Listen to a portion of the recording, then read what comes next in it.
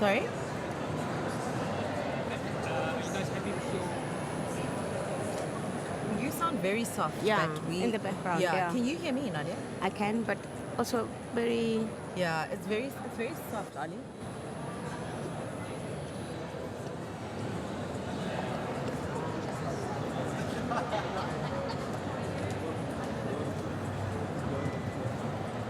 I think at the beginning it was fine, Yeah. but then it became just A soft. little bit Yeah. softer, yeah. Is that better for you guys? We can't hear you, Yeah. but we can... Can you hear yourselves? Is that... Yeah, Can you hear me yeah. clearly? We can hear each other Yes. clearly, yes. Perfect. Yeah, Awesome. We're good to go. Yeah. Right? If you're ready, go for it. Awesome. Welcome to Give Me 5 Minutes, WTM Africa's on-site podcast where we capture the pulse of the show floor with dynamic conversations. I'm your host, Ondela Mlandu, broadcasting from our very own sound garden right here at the CTICC in Cape Town. Let's dive in.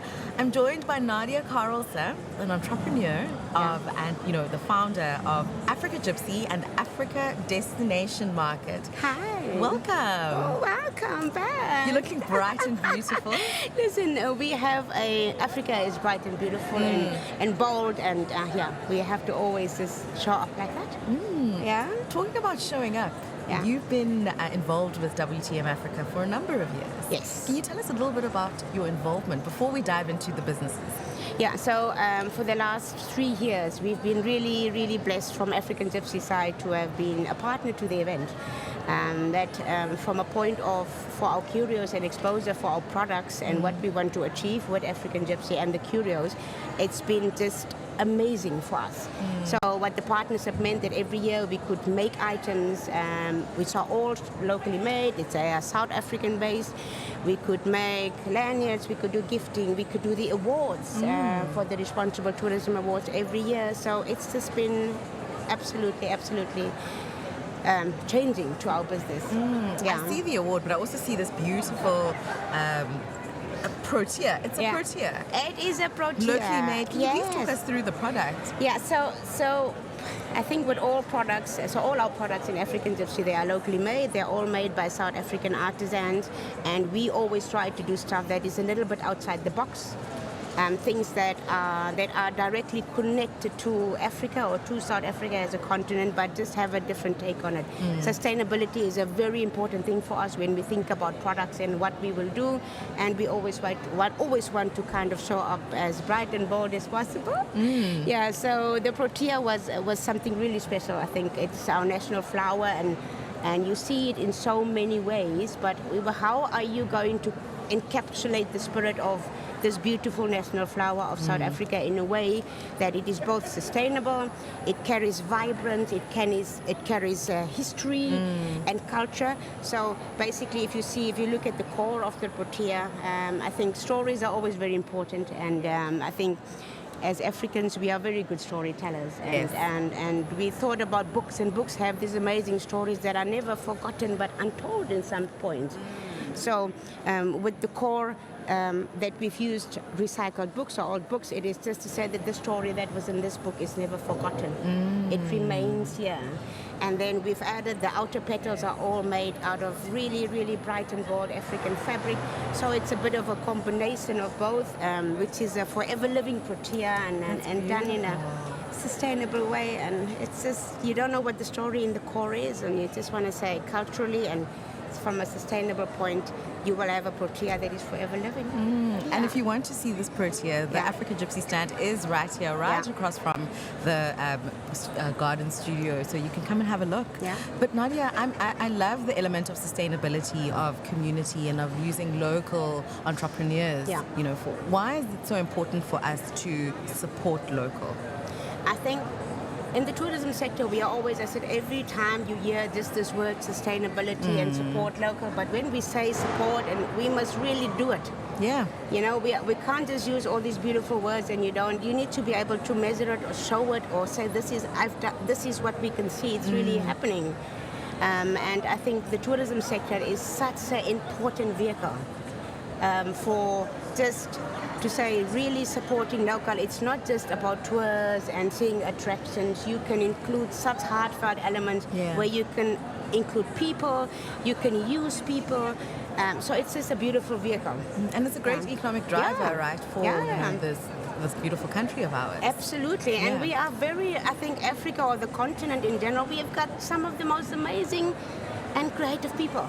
If you look at what people do with their hands, it just warms your heart, and you're just like, we can tell our story with all these products. So how are we, even when I started with the curio part or the section of the curios for African Gypsy, Yeah. it was purely out of a point of looking around and saying, this can't be all that we can do. You know, because there's also, if you travel from whichever part of Africa or you travel in South Africa, you have to say, we are so unique. You've got all this diversity in this country, but can our products then also, when clients are traveling through this beautiful country and they want to buy something, why don't we come up with something as vibrant that say this is who we are? So all of our products are always from the point of it must be unique, it must carry the vibrant, it must be bright and bold. So yes, we don't have very understated and Yes. not colorful products, but it's important for me that that there needs to be new things. The tourism sector is changing. What people want to buy is continuously changing. And we always try to be on the forefront of bringing new things to people when it comes to gifting and so forth. Yeah. And that's where our true value lies as Africa, I think, you know, Yeah.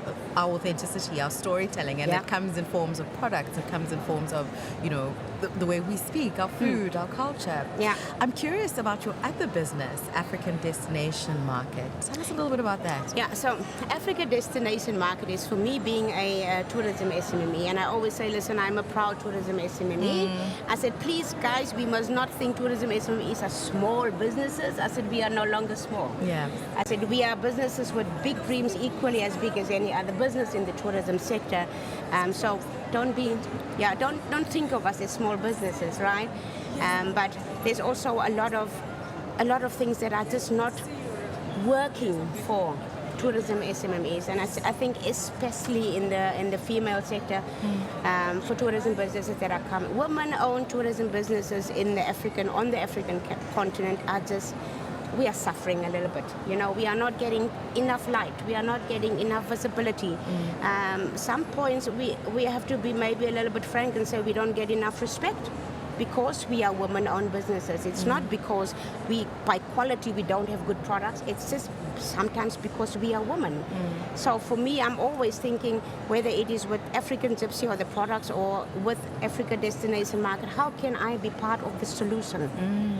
How can we help solve this issue for all of us, not just for myself as a woman-owned business, for everyone on the continent as a woman-owned business? So that is the idea or the concept how Africa Destination Market was formed, to say, and I had to think, what is the most important thing as a business? What do we struggle with? I said, so a lot of businesses say, listen, we do development by means of a workshop. I said, we don't need that. What we need, all tourism SMMEs, women-owned tourism SMMEs, we need to be seen where it matters. So where does it matter? Trade shows. I said, we all know what a costly exercise trade show represents, an exhibition, flight costs, accommodation, all of these things. These are all hindrances that can prevent us to be seen to get to the trade shows. Let's say if Ruth that is sitting in Kenya, for example, for her to fly from Kenya to come to Cape Town to WTM Africa, it costs X amount of money. If I want to go to, let's say, magical Kenya, it will be a same big cost for me. But if we stand together and we create the vehicle where we can say, okay, this is a Pan-African vehicle, Africa Destination Market is a Pan-African vehicle, and we will share the cost. So what we've done, we have launched officially at WTM Africa. The response was overwhelming, and we are so grateful for that. And we are representing 6 businesses. So how it works is Africa Destination Market. Basically, we represent businesses that cannot be here, all women-owned tourism SMMEs. If you go onto the website, it is absolutely free to sign up. So if you are listening or seeing this, if you are a woman-owned business on this beautiful continent of ours, please sign up for free. We need to know where everyone is. We are trying to form a blueprint so that we can look in and say, this is where we are. That is the one part, but also just so that we need to listen, there's a need. Yes. You know, we have a problem here. that we have, let's say, 200 businesses that are sitting on this continent and 1% of them get to trade shows. That's where we want to say to the bigger international community to say, come on board. If there's an investment part, if you really want to invest in women-owned businesses, tourism-owned businesses on the continent, this is your opportunity. How to do you help. give us more information on where women can sign up or find more information on the business? And So Africa Destinations Market, they can literally just go to the website. It's Africa Destinations with a S, market.com. On there, they can just click on the link. It's free sign up. We are hoping in the next 2 months that there's enough beautiful ladies signing up that in June we can all meet together online for the first time, get to know about each other. I think it's just beautiful that we will see each other, and then it can just benefit all of us. And we also help brands. Another big thing that we do is we help brands just to bring their brand voice to life, because you have a lot of beautiful products, and they don't have a beautiful website. They don't have a website. They don't have simple things as a high-risk logo. So we also offer really affordable tiers in 3 systems of growth, where they can we can get your website, we can help you with the logo. So it's all about your brand and bringing it to where it matters. I love that collaboration and that resilience, because as Africans we are resilient, but I also love the economic empowerment, that development that you bring as well to these entrepreneurs and these businesses.